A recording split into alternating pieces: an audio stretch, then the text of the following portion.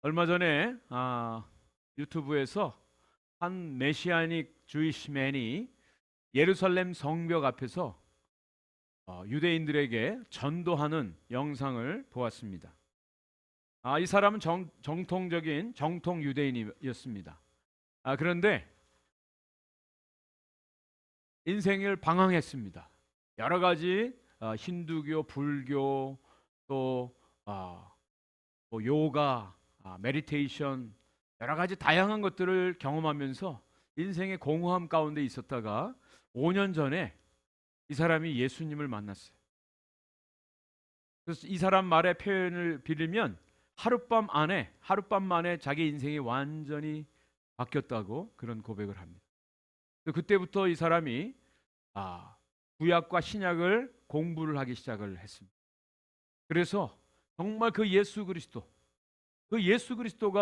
나의 인생을 이렇게 변화시켜 주시고 유일한 메시아, 구원자라고 하는 것을 자기만 혼자 갖고 있을 수가 없어서 저 예루살렘 성벽 앞에서 지나가는 유대인들에게 복음을 전하는 거예요. 예수님을 전하는 겁니다.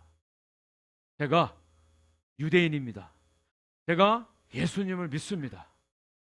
Am I wrong? 제가 잘못되었나요? 그렇게 질문을 하는 거예요. 그래서 유대인들이 그 말을 듣고 아주 다짜고짜 당신은 틀렸습니다. 잘못됐습니다. 이렇게 얘기하는 사람들이 있었어요. 그리고 어떤 사람은 당신이 유대인으로서 뿌리를 한번 제대로 다시 공부하십시오. 이렇게 충고하고 지나가는 사람도 있었어요. 그리고 어떤 사람은 사람이 믿는 것은 각각 다르죠. 괜찮습니다. 이렇게 반응을 보인 사람도 있었고, 또 어떤 사람은 정말 당신이 믿는 그 예수 그리스도 나도 좀 알고 싶습니다. 나에게 좀 더 얘기해 주시지 않겠습니까? 이렇게 반응하는 거였습니다. 여러분, 우리 기독교는 예수 그리스도를 믿는 종교입니다. 예수 그리스도를 믿는 것이죠. 오늘 사도신경의 세 번째 시간으로 우리가 사도신경으로 예수님을 고백하는데 뭐라고 고백을 하였죠? 그 외아들 우리 주 예수 그리스도를 믿사오니 I believe in Jesus Christ, His only Son, our Lord. 이것이 우리 사도신경으로 우리가 고백하는 예수 그리스도이십니다. 우리 지난 시간에 하나님에 대해서 뭐라고 우리가 고백을 한다고 했죠? 전능하사 천지를 만드신 하나님 아버지를 내가 믿사오며, 세 가지 요소가 있다 그랬죠. 하나님은 전능하신 하나님이시다. 두 번째, 천지를 창조하신 하나님이시다. 세 번째, 그 하나님이 멀리 계신 하나님이 아니라 우리의 아버지가 되신다. 아버지 하나님. 하나님에 대해서 이런 분명한 믿음의 고백이 있어야 한다고 말씀을 드렸습니다. 하나님을 믿어야 된다 그러는데, 여러분, 하나님을 우리가 어떻게 믿을 수가 있느냐라고. 하나님을 어떻게 믿을 수 있느냐? 성경에 의하면 하나님은요, 보이지 않은 하나님이세요. 그리고 하나님은 스스로 계신 분이라고 성경이 말씀하고 있습니다. 하나님은 너무나 큰 영광 속에 거하신 분이기 때문에 하나님께 가까이 가는 죄인들은 다 죽는다고 말씀하고 있어요. 그런 하나님을 우리가 어떻게 알고 이 하나님을 어떻게 믿을 수 있겠는가? 오히려 사람들에게는 이것이 더 편해요. 어떤 것이 더 편하느냐? 금송아지 우상을 만들어 놓고 야, 이게 하나님이야. 여러분 아시죠? 이스라엘 백성들이 광야에서 금송아지 우상을 만들어 놓고 이것이 너희들을 애굽에서 인도해낸 여호와 하나님이야. 우상을 만들었어요. 여러분, 솔직하게 말하면 세상 사람들이 하나님 보이지 않는데 하나님 형상을 만들어 이게 하나님이야 라고 하는 것이 훨씬 더 쉽다는 거예요. 오히려 사람들은 그걸 더 원해요. 근데 우리가 믿는 하나님은 보이지 않은 하나님이시래. 그 하나님을 믿어야 된대. 이게 얼마나 어려워요. 우리가 하나님을 열심히 찾는다고 하나님이 발견되어 주시는 분일까요? 찾아지는 분일까요? 아닙니다. 엄밀하게 말하면 우리는 아무리 하나님을 만나고 하나님을 믿고 싶어도 하나님 믿을 수가 없는 자들이에요. 그런데 믿을 수 있게 되었어요. 왜? 어떻게? 그것은 하나님이 자기 자신을 나타내 보여주셨기 때문에. 이것을 신학적인 용어로 하나님의 자기 계시라고 말할 수 있어요. 계시라고 하는 것은 열어서 보여주다. 하나님이 하나님을 우리에게 열어서 보여주셨기 때문에 우리가 하나님을 알게 되었고 믿게 되었다라고 하는 것입니다. 그런데 하나님이 자기를 계시하시고 자기를 나타내 주시는데 가장 중요하게 나타내신 사건이 바로 하나님이신 그분이 인간의 몸을 입고 이 땅에 오셨다는 거예요. 이것을 가리켜서 우리는 예수님의 성육신 사건, 예수님의 인카네이션이라고 말합니다. 세상의 많은 종교들은 다 인간들이 신을 향해서 쫓아가고 신을 향해서 달려가고 추구하지만 제대로 알 수가 없어요. 그런데 이 기독교의 가장 큰 특징은 하나님이 우리에게 찾아오셨다는 거예요. 세상의 어떤 종교도 이런 종교는 없어요. 하나님이 우리에게 찾아오셨어요. 우리와 같은 모습으로. 이것이 바로 예수 그리스도의 성육신 사건입니다. 우리 같은 모양으로, 우리 같은 모습으로, 우리가 갖고 있는 모든 연약함과 특성을 다 가지고 이 땅에 오셔서 하나님을 나타내셨고 하나님이 우리를 구원해 내주셨다. 그래서 여러분, 성경의 전체 내용을 한마디로 요약하라면 이렇게 요약할 수가 있어요. 그리스도 안에 나타난 하나님의 행동에 대한 모든 것이 바로 성경의 내용이에요. 그런데 이것이 어떻게 이루어지느냐? 약속과 성취를 통해서 이루어진다라고 하는 거예요. 자, 오늘 우리 본문 말씀 마태복음 16장 13절 17절 너무나 유명한 말씀이죠. 예수님이 가이사랴 빌립보 지방에서 제자들에게 물었습니다. 세상 사람들이 나를 누구라고 하느냐? 그때 제자들이 보고하죠. 예, 세례 요한입니다. 또 엘리야입니다. 예레미야입니다. 선지자 중에 한 사람입니다. 네. 사람들이 다 오해하고 있어요. 그러면 너희들은 나를 누구라고 하느냐? 그때 베드로가 주는 그리스도시여 살아계신 하나님의 아들입니다. 이 고백을 했죠. 다시 한번 같이 한번 해볼까요? 우리 베드로처럼 시작. 주는 그리스도시여 살아계신 하나님의 아들입니다. 예. 이것이 정말 퍼펙트한 100점짜리 답변이었어요. 예수님 뭐라고 말씀하시냐면 네가 지금 고백한 이거는 내 실력으로는 알 수 없는 거야. 내 지식으로는 알 수 없는 거야. 이것은 하나님이 너에게 가르쳐 주신 거야 라고 예수님이 말씀하셨어요.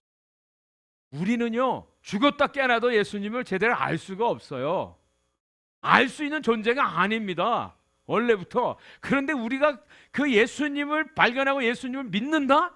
이거는 오직 하나님의 은혜 중에 은혜인 줄 믿습니다. 우리가 사도신경으로 그 외아들 주 예수 그리스도, 우리가 믿는 분이 누군지 오늘 이 말씀이 너무너무 중요합니다. 왜? 이 고백이야말로 저와 여러분들의 영원한 운명을 결정짓는 가장 중요한 고백이에요. 믿음이라는 거예요. 믿음의 내용이라는 겁니다. 자, 가장 첫 번째, 예수 그리스도는 누구냐? 바로 영원한 독생자시다. 예수 그리스도는 영원한 독생자예요. 한 가지 질문을 드리겠습니다. 여러분, 예수님이 왜 유대인들에 의해서 십자가에 못 박혀 돌아가셨는지 아세요? 왜 유대인들이 예수님을 죽였는지 아십니까? 요한복음 5장 18절은 그 답을 이렇게 해주고 있어요. 한번 같이 읽어보겠습니다. 시작. 유대인들이 이로 말미암아 더욱 예수를 죽이고자 하니 이는 안식일을 범할 뿐만 아니라 하나님을 자기의 친아버지라 하여 자기를 하나님과 동등으로 삼으심이로라. 예, 예수님이 십자가에 못 박혀 죽으신 이유가 바로 이거예요. 하나님을 자기의 친아버지라고 했다는 거죠. 하나님하고 동등된 존재라고 자기를 이야기했다는 거예요. 이 말은 다시 말씀드리면 예수님은 인간이 아니라 하나님이다, 신이다. 그것 때문에 유대인들이 예수님을 십자가에 못 박아. 여러분, 정말 예수님이 하나님의 아들이고 하나님이시면 믿어야죠. 그런데 유대인들은 어떻게 했다고요? 죽였어요. 세상은 두 종류밖에 없습니다. 예수님이 정말 하나님이시라고 믿는 사람들과 예수님이 하나님 되심을 부인하는 자예요. 우리가 오늘 고백하는 예수님은 그분의 외아들이시다. 이것은요, 가장 첫 번째 의미가 그분의 외아들 독생자라고 하시는 거예요. 독생자. His only son. 말 그대로 하면 하나밖에 없는 아들이란 뜻이에요. 하나밖에 없는 아들. 그런데 예수님은 그냥 단순한 독자가 아니에요. 여기에서 only begotten son이라고 하는 말로 예수님의 독생자 되심을 이렇게 표현합니다. 이것은 그냥 한 아들이 아니라 특별하게 독특하게 탄생하신 분. 탄생했다 그래서 우리처럼 태어났다는 그런 뜻이 아니에요. 독특하게 존재하신 분, 이렇게 말씀드릴 수가 있어요. 그래서 여러분, 예수님은 하나님에게서 나서 아들이 되신 것이 아니라 예수님은 원래부터 하나님의 아들이신 분이라는, 동일한 하나님의 모습, 제2위신 하나님이라고 하는 것을 말합니다. 이것을 좀 더 자세하게 이렇게 표현할 수가 있어요. One and only son. 원, 한 아들이에요. 그런데 그냥 단순한 한 아들이 아니라 only, 독특하다는 거예요. 특별하다라고 하는 거예요. 그래서 예수님의 신성을 이렇게 표현을 하고 있습니다. 하나님께서 영원하신 것처럼 예수님도 영원하신 분이에요. 하나님이 언제부터 시작된 것을 모르는 것처럼 예수님도 언제 시작된지 모르는 모든 시간과 공간을 초월해 계신 분이 바로 예수 그리스도라고 하는 거예요. 니케아 신조에는 이런 말씀이 나와요. 그리스도는 하나님에게서 나온 하나님이시며 빛에서 나온 빛이시다. 그리스도는 하나님에게서 나온 하나님, 또 빛에서 나온 빛이시다. 우리처럼 어떤 태어난 그런 존재가 아니라 원래부터 하나님이신 분으로 이렇게 고백을 하고 있습니다.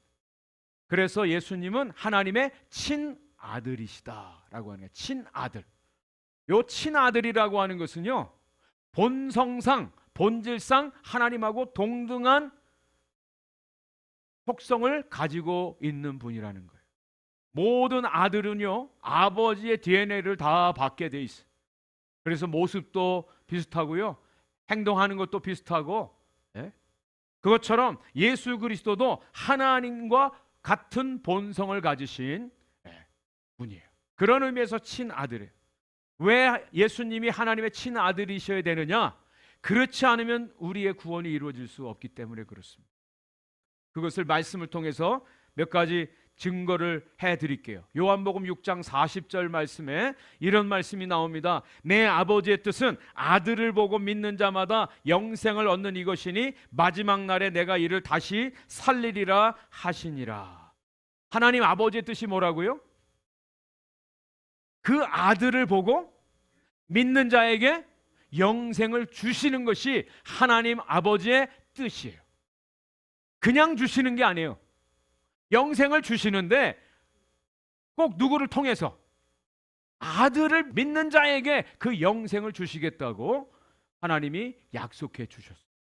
이 영생이 어떻게, 생명이 어디 있는가를 또 다른 구절을 보겠습니다. 요한복음 5장 26절 27절 말씀 같이 한번 읽어보겠습니다. 시작. 아버지께서 자기 속에 생명이 있음 같이 아들에게도 생명을 주어 그 속에 있게 하셨고 또 인자됨으로 말미암아 심판하는 권한을 주셨느니라. 아멘. 여러분 이 말씀을 잘 보세요. 아버지께서 자기 속에 생명이 있대. 누구의 생명이에요?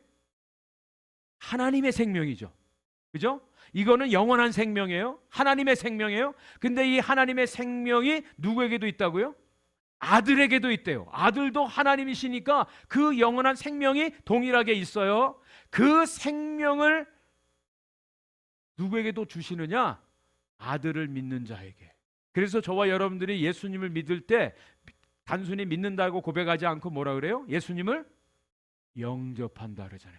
영접한다. 그러면 예수님이 우리 안에 들어오시고 사는 사람들은 예수님의 생명도 우리 안에 같이 거하는 거예요.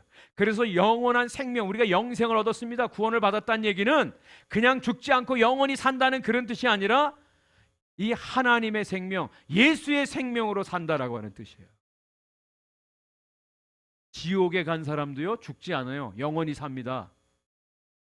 영생을 그냥 단순한 영원히 죽지 않는 생명으로 얘기하면 완전히 틀린 대답이에요.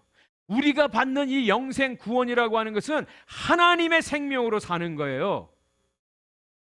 그래서 우리가 예수를 믿는 순간 그 예수의 생명이 우리 안에 들어오는데 그 생명은 예수님의 생명이기도 하지만 하나님의 생명이에요. 그래서 완전히 삶의 질이 달라져요. 신분이 달라져요. 존재가 달라진다라고 하는 뜻입니다. 그것이 영원한 생명, 영생, 구원, 우리가 예수를 믿고 살아가는 생명을 얘기합니다. 여러분 어떠세요? 여러분 안에 정말 이 하나님의 생명이 있습니까? 하나님의 생명으로 사는 사람들은 그냥 이 세상에서 육신적인 생명으로 사는 사람하고는 완전히 달라요. 인간들은 본래 하나님의 진노의 자녀였습니다. 허물과 죄로 다 영적으로는 죽었고 하는 행동마다 다 하나님을 대적해요. 그래서 하나님이 진노하실 수밖에 없는 그런 존재들이에요. 그것을 또 누가 좋아하냐? 누구 편에 있느냐? 그것은 바로 마귀의 자녀라고 이야기합니다. 마귀의 자식들이에요. 마귀가 좋아하는 일을 합니다. 예수님이 요한복음 8장에 유대인들을 향해서 너희들은 너의 아비 마귀를 따라 행하고 있어. 마귀는요 거짓말하는 자요. 처음부터 살인한 자예요. 그래서 여러분 세상에 일어나는 모든 폭력과 모든 폐역과 다툼과 전쟁을 보세요. 마귀의 자식들이 지금 하는 행동들입니다. 전혀 이상하지 않아요. 왜? 마귀는 원래부터 그런 존재니까. 그런 마귀의 자식들을 예수님의 신적인 능력으로 그 모든 권세로부터 우리를 자유케 하시고 우리를 구원하시고 우리에게 영원한 하나님의 생명을 주시고 하나님의 자녀가 되어서 하나님과 화목한 자로 살아가게 하시는 것입니다. 예수 그리스도 통해서 우리가 하나님의 자녀가 되어지는 것을 성경은 이렇게 말하고 있습니다. 갈라디아서 4장 4절과 5절 말씀입니다. 제가 한번 읽어드릴게요. 때가 참에 하나님이 그 아들을 보내사 여자에게 나게 하시고 율법 아래 나게 하신 것은 율법 아래에 있는 자들을 속량하시고 우리로 아들의 명분을 얻게 하려 하심이라 그랬어요. 아들의 명분을 얻게 하신다. 하나님의 아들의 라이트를 다 갖게 하기 위해서 예수님이 이 땅에 오셨다는 거예요. 십자가에서 죽으셨다는 거예요. 그리고 요한복음 1장 12절 말씀, 잘 아는 말씀이죠. 같이 한번 읽어보겠습니다. 시작. 영접하는 자, 곧 그 이름을 믿는 자들에게는 하나님의 자녀가 되는 권세를 주셨으니. 네. 예수 그리스도를 믿음으로 말미암아 하나님의 아들 되는 권세, 여기도 right이라고 되어 있어요. The right of son, 하나님의 자녀가 되어지는 권세를 주셨답니다. 자, 아까 예수 그리스도는 하나님의 아들이라고 그랬습니다. 그리고 예수를 믿는 우리 성도들도 자녀, 아들이라고 그랬습니다. 그런데 아들은 아들인데 좀 신분이 다른 아들이에요. 예수 그리스도는 하나님의 친아들입니다. 친아들이에요. 그런데 예수 그리스도를 믿는 성도들은 입양된 자녀들이에요. 입양된 자녀들. 그 친아들이신 예수님이 히브리서 말씀을 보니까 예수를 믿는 성도들을 향해서 형제들이라고 불러주고 있어요. 형제라고 불러줘요. 그리고 예수님이 이제 재림에 오시면 우리 예수를 믿는 성도들의 모습이 예수님의 모습으로 변화될 것을 말씀해 주고 있습니다.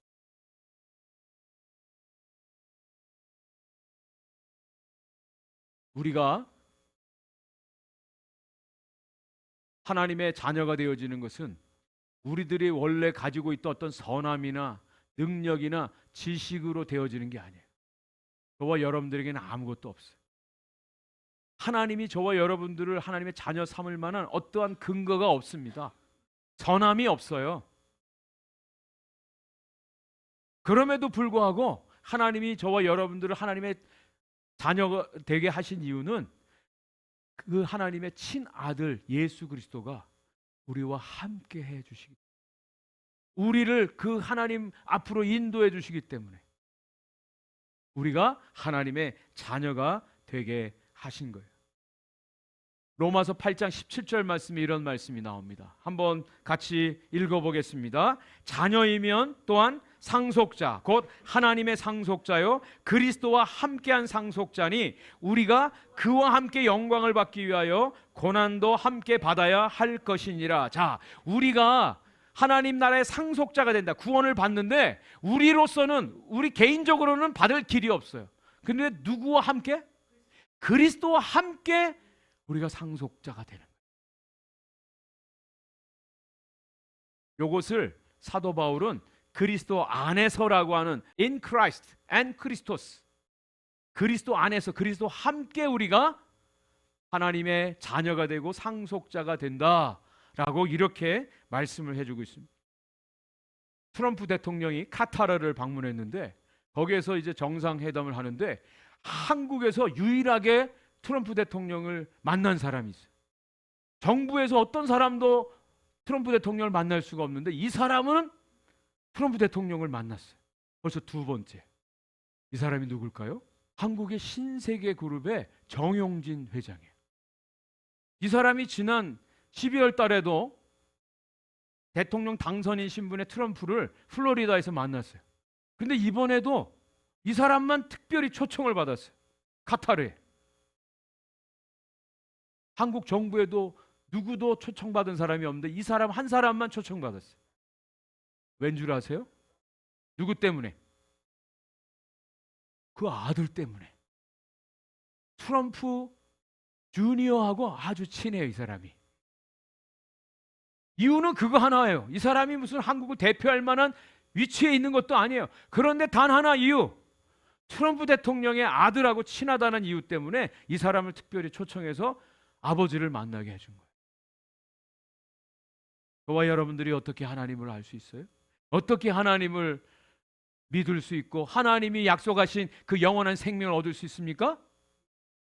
오직 그분의 아들 예수 그리스도, 그분과 온전히 하나 될 때, 그분을 믿을 때, 그분 안에 온전히 거하는 그 이유 때문에 우리가 하나님을 아버지라 부를 수 있고 하나님이 약속하신 영원한 생명을 얻게 되는 줄 믿습니다. 다른 길은 없어요. 다른 길은 없어요. 여러분, 그 예수 그리스도를 믿으세요? 그 예수 그리스도가 여러분 안에 계십니까? 그 예수 그리스도와 여러분 함께 하십니까? 이것이 신앙생활이에요.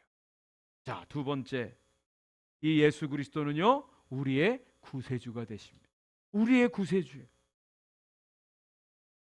하나님께서 타락한 인간들을 구원하는 유일한 방법으로 하나님이 하신 일이 있어요.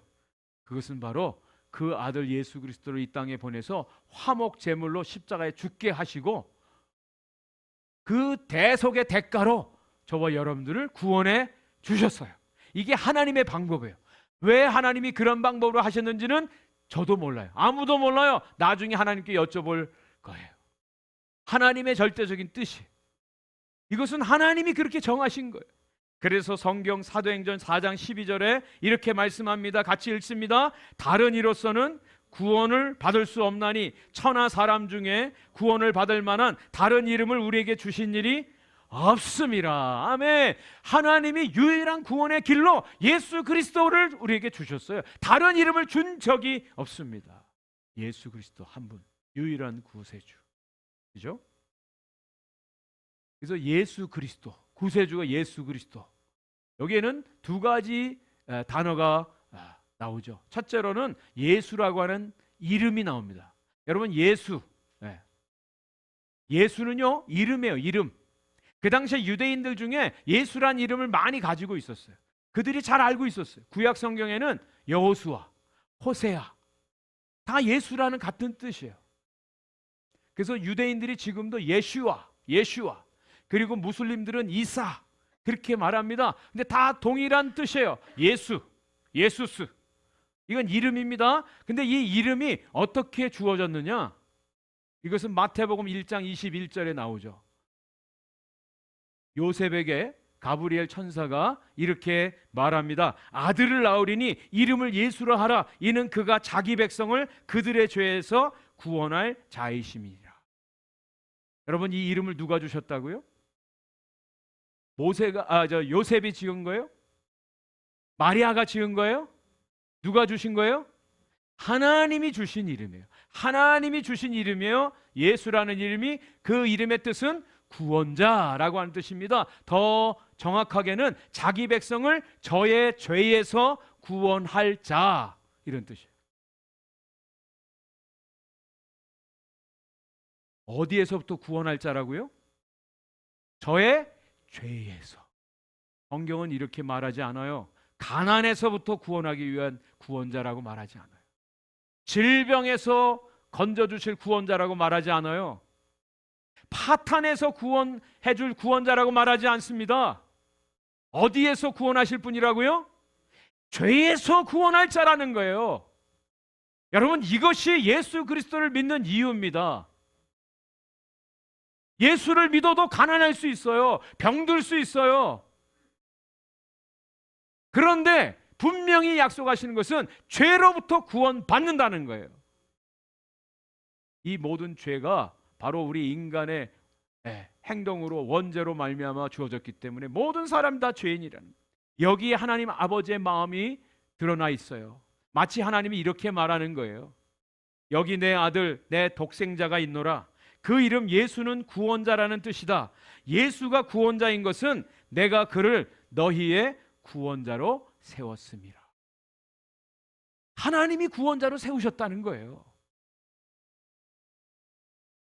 그런데 죄인들은 자기의 죄를 고백하고 그 예수님께 나와서 그 죄를 용서받아야 되는데 그러길 원치 않아요. 원치 않아요. 먼저 자기가 죄인이라는 사실이 기분 나빠해요. 자기의 자존심이 다 무너지고 내가 죄인입니다. 날 용서해 주시고 나 구원해 주세요. 자존심이 허락지 않아서 예수님께 나와서 그렇게 무릎을 꿇는 자들이 그렇게 많지 않습니다. 본성적으로 사람들은 자기가 죄인이라는 사실을 인정하려고 하지 않아요. 그런데 저와 여러분들이 주님께 나와서 내가 죄인입니다 고백할 수 있는 유일한 조건이 있어요. 그것은 바로 성령님이 그렇게 하시죠. 성령님이 우리가 죄인이라는 사실을 깨닫게. 여러분, 성령이 임하지 않으면요, 세상에 나 같은 사람 있으면 나와보라 그래. 나같이 착하고 나같이 완벽하고 나같이 좋은 사람 어디 있어? 이렇게 떠들고 다녀요. 근데 정말 성령이 임하면요, 세상에 나 같은 죄인이 없습니다. 나는 죽어 마땅한 존재입니다. 이렇게 고백할 수밖에 없어요. 저는 학교 다닐 때 한국에서 막차 인생이었어요. 막차. 이게 뭐냐? 막차, 기차를 타야만 되는 인생이었다는 거예요. 서울역, 서부역에서 기차를 타야만 집에 능곡까지 갈 수가 있었어요. 근데 그 막차를 놓치면 못 가는 거예요. 그 막차를 놓치지 않기 위해서 그냥 뛰어야 돼요. 맨날 뛴 생각밖에는 나지 않아요. 한국의 지하철, 지금 들어오는 열차는 막차입니다. 다음 기차는 없습니다.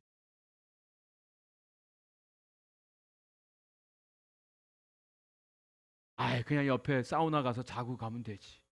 뭐 그럴 수도 있겠죠. 그런데 이것이 그냥 우리 인생의 막차라고 생각한다. 다른 열차가 없다고 만약에 생각된다면 여러분, 그거 타야 되지 않겠습니까? 그거 놓치면 우린 끝인데. 바로 예수 그리스도라는 분이 바로 우리의 인생의 막차로 하나님 주신 거예요. 다른 길은 없어요.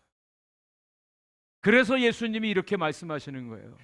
내가 곧 길이요 진리요 생명이니 나로 말미암지 않고는 아버지께로 올 자가 없대요. 그분이 예수님. 그분이 예수님. 자, 그다음에 두 번째, 예수 그리스도는요, 이 그리스도는요 직함이에요. 직함. 이름이 아니라 직함, 타이틀이라는 거예요. 크리스토스, 크라이스트.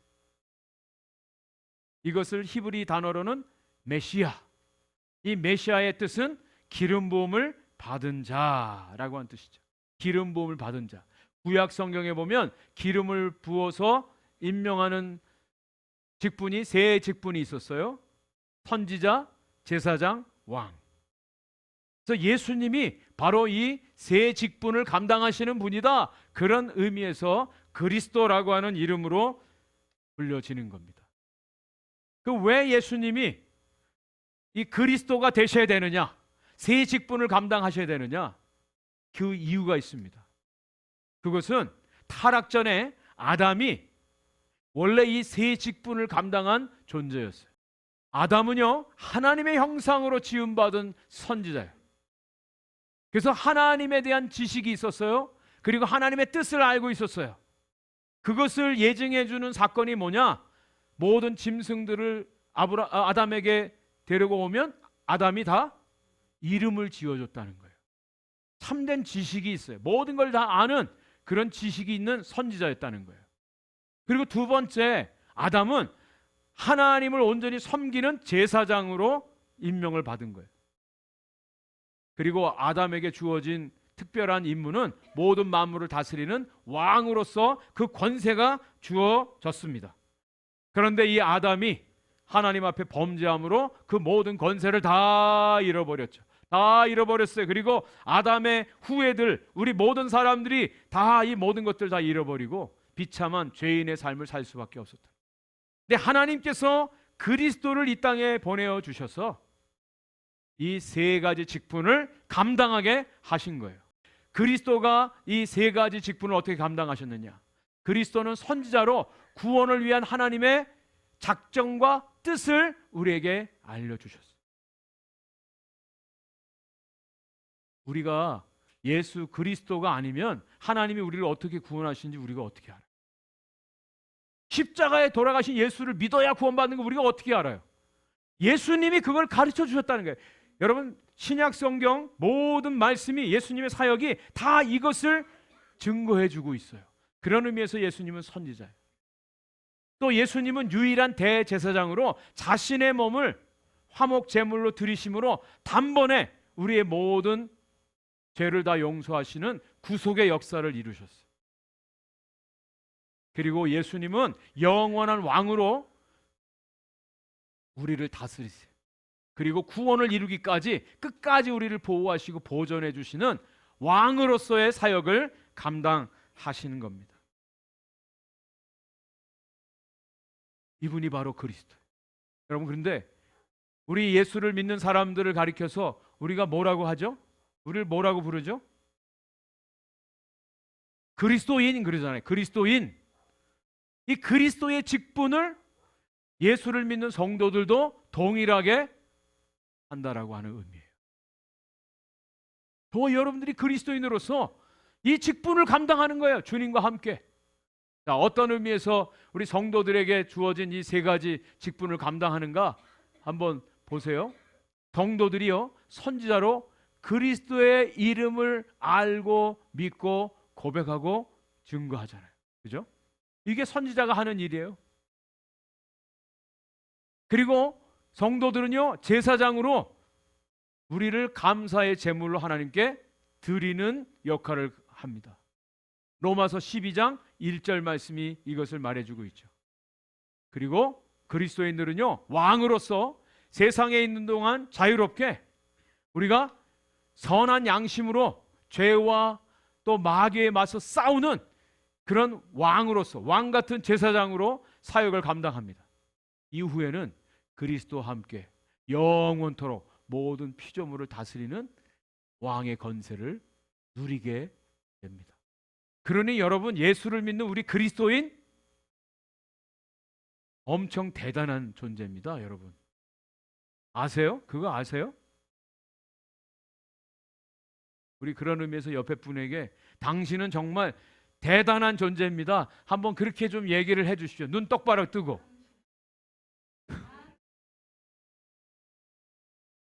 네? 별 볼 일 없지 않아요. 대단한 존재입니다. 이래봬도 우리는 주님과 함께 선지자로 제사장으로 왕 같은 그런 존재로 우리가 살아갑니다. 믿으세요? 이 모든 것이 누구 안에 있을까요? 누구 안에? 예수 그리스도 안에. 여기가 어딘지 아세요? 칸쿤. 갔다 오신 분들 얘기 들어보면 완전히 뭐 너무너무 좋대요. 한번 가봤으면 좋겠어요. 근데 여기에 가면 뭐가 그렇게 좋습니까? 그랬더니 이구동성하는 얘기들이 all inclusive 리조트에 가면 모든 게 다 공짜래요. 그냥 네? 돈 낼 필요 없어. 이미 다 지불됐기 때문에 all inclusive. 저는 이것이 우리 크리스천의 삶이라고 믿어요. All included salvation in Christ. 우리의 모든 구원이 누구 안에 있다고요? 예수 그리스도 안에 있습니다. 예수 그리스도 안에 있습니다. 그 안에 다 있다. 그 안에 다 있다. 여러분 이것을 믿으셔. 누구 안에? 예수 그리스도 안에. 예수 그리스도 안에. 우리가 뭘 많이 하고 열심히 해서가 아니라 예수 그리스도 안에 모든 게 다 있어요. 그 예수님만 내 안에 있으면 돼. 우리가 예수님 안에 있으면 돼. 주님이 다 이루셨어요. 자, 마지막 결론입니다. 그 예수 그리스도는 우리의 주님이십니다. 우리의 주님이세요. 주님. 예수님이 우리의 주님이 되시는 두 가지 이유가 있습니다. 첫째, 그 주님이 우리를 창조하셨기 때문에. 주님이 창조자예요. 요한복음 1장 3절, 골로새서 1장 17절 말씀에 나와 있습니다. 두 번째로는 예수님이 우리를 값을 지불하고 사셨어요. 이게 구속이란 뜻이에요. 우리를 값으로 사셨어요. 누가 뭐래도 저와 여러분들은 다 주님의 거예요. 주님이 우리의 주님이십니다. 인간들은요, 본성적으로 하나님을 원하지 않아요. 누구하고 더 친하냐? 사탄과 더 친해. 사탄을 쫓는데 아주 열렬하게 쫓아요. 거기에 재미가 있거든요. 세상의 모든 이루어지는 것들이 다 이 사탄의 권세 아래 사람들이요 사탄을 다 쫓아가요. 잘 보세요, 여러분. 세상에 이루어지는 걸 한번 보세요. 누가 저들의 주인인지 한번 보세요. 중요한 거는 누가 주인이냐라고 해요. 누가 주인이냐. 사람들은 사탄의 열광이에요. 사탄이 좋아하는 거 합니다. 인간의 힘으로는 이 사탄의 굴레에서 건져낼 뿐이 건져낼 존재가 없어요. 그래서 예수 그리스도가 우리를 주님의 권세로 모든 죄와 사망의 권세에서 우리를 건져내 주셨어요. 우리를 자유케 하셨어요. 우리에게 찾아오셔서 죄와 사망의 감옥에서 우리를 끌어내시고 모든 사슬을 다 풀어 주셨어요. 이것을 요한복음은 이렇게 한 구절로 선포하고 있습니다. 한번 같이 요한복음 8장 36절을 읽어보겠습니다. 시작. 그러므로 아들이 너희를 자유롭게 하면 너희가 참으로 자유로우리라. 아멘. 아들이 자유를 주면 자유한 거예요.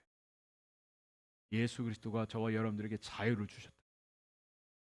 모든 속박을 다 풀고 자유를 주셨어요. 우리가 해야 될 일은 오직 예수 그리스도 그분이 우리의 주인 되심을 고백하는 거예요. 이게 삶이 되어야 돼요. 예수님이 주인 되셔야 돼요. 여러분, 여러분의 인생에 예수님이 정말 주인 맞습니까? 맞으세요? 여러분 집 있으신 분들, 어떤 사람이 와서 여러분의 집에 대한 소유권을 주장하신다면 어떻게 하시겠습니까? 어떻게 하시겠어요? 여러분 살고 있는 집이 여러분 거라고 하는 증거 있어요? 있습니까? 여기 집문서 있나요? 미국에? 있어요? 그거 보여줘야 되겠죠. 그거 보여줘야 되겠죠. 세상에 여러분의 인생에 대해서 주인이라고 하는 자가 있다면 여러분 어떻게 하시겠어요? 그리스도 말고 그리스도가 주인 되심을 우리는 증거해야 되지 않겠어요? 내 주인은 오직 예수 그리스도 한 분이야. 너희들은 더 이상 나의 주인이 될 수 없어. 그래서 예수님이 두 주인을 섬길 수 없다고 말씀합니다. 너의 주인은 나야. 다른 어떤 것도 너의 주인이 될 수 없어. 이것을 오늘도 말씀하시는, 이것이 고백에서 끝나는 게 아니라 실제가 돼야 돼요. 우리의 몸과 영혼이 예수님의 소유가 돼야 돼요. 우리의 생각이 예수님 것이 돼야 돼요. 우리의 뜻과 우리의 모든 인생이 주님의 것이 되어야 돼요. 그게 예수님이 우리의 주라고 고백하는 이 고백의 의미가 됩니다. 그것은 주님의 말씀에 순종하는 것으로 나타납니다. 여러분 이것이 어리버리 분명하지 않으면 정말 큰일 나는 사태가 벌어집니다. 그래서 예수님이 이렇게 경고하시는 거예요. 마태복음 7장 21절. 마태복음 7장 21절. 같이 한번 읽어보겠습니다. 시작. 나더러 주여 주여 하는 자마다 다 천국에 들어갈 것이 아니요 다만 하늘에 계신 내 아버지 뜻대로 행하는 자라야 들어가리라. 그냥 주님, 예수님 주님 맞아요. 내가 예수님 주님으로 알고 있어요. 이거 가지고는 안 된다. 예수가 우리의 실제적인 주님이 되셔야 돼요. 여러분 이 그림을 요즘에는 잘 이 그림 붙여놓은 데가 별로 없는데 옛날엔 많았어요. 이 그림 밑에는 항상 이런 문구가 있었습니다. 이 집은 그리스도의 집입니다. 네. 정말 그리스도인은요 이렇게 정의를 내려야 돼요. 그리스도가 주님이십니다. 이것을 고백하는 자예요. 그리스도예요. 그리스도가 주님이십니다. 크리스토스, 퀴리오스. 이것이 그리스도예요. 1934년에 바르멘 신학 선언이라고 하는 유명한 사건이 있었습니다. 히틀러 통치 시대였는데요. 독일 교회가 다 히틀러로 추종했어요. 애국주의라고 하는 이름의 반유대주의. 히틀러가 교회들마다 추리를 만들어줬다고 다 독일 교회 목사들이 히틀러 만세를 외쳤어요. 그때 닉 밀러, 또 칼 바르트, 보네퍼라고 하는 이런 분들, 젊은 목사들이 일어나서 우리에게는 주님이 단 한 분밖에 없습니다. 오직 예수 그리스도만이 주님이십니다. 이것을 선언한 사람들을 가리켜서 고백교회. 그 고백교회의 선언이 6가지로 되어 있습니다. 거기에서 이렇게 선언을 하고 있습니다. 성경이 우리에게 증언하고 종교개혁의 신앙 고백서들이 반복적으로 나타난 것 같이 독일 복음주의 교회의 신성한 기초는 예수 그리스도의 복음입니다. 우리는 하나의 거룩하고 보편적이고 사도적 교회의 한 분 주님을 고백함으로써 하나가 될 수가 있습니다. 오직 예수 그리스도만이 주님. 이것을 끝까지 고백한 사람이 바로 본헤퍼. 예수님은 하나님의 외아들이시고요. 예수 그리스도 우리의 구세주가 되시고요.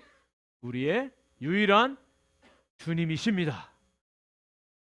이것을 진정으로 고백하고 이것을 삶으로 고백함으로 이 하나님의 놀라운 은혜, 생명, 이 역사를 경험하는 우리 모두가 되기를 주의 이름으로 간절히 축원을 드립니다.